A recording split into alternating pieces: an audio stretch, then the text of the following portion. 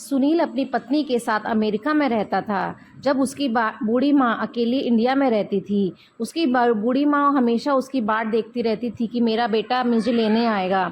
एक दिन सुनील का फ़ोन आता है और माँ की आंखों में चमक आ जाती है।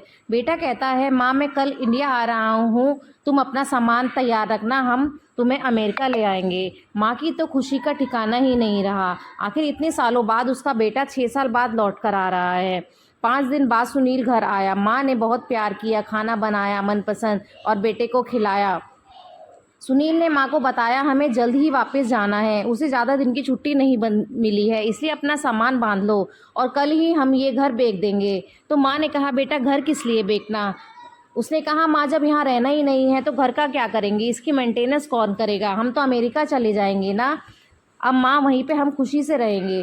बेटे ने मकान अच्छी कीमत पर बेच दिया। 2 दिन बाद अमेरिका जाने के लिए बेटा एयरपोर्ट पहुँच गया। एयरपोर्ट पर सुनील ने माँ को कुर्सी पर बैठा दिया और कहा, थोड़ी देर में टिकट और फ्लाइट के बारे में पूछ कर आता हूँ, माँ आप यहीं बैठी रहना।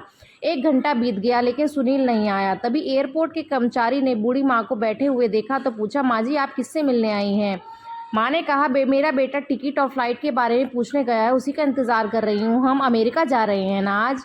कर्मचारी ने कहा, लेकिन अंदर तो कोई नहीं है माँ, अमेरिका की फ़्लाइट तो 30 मिनट पहले ही जा चुकी है।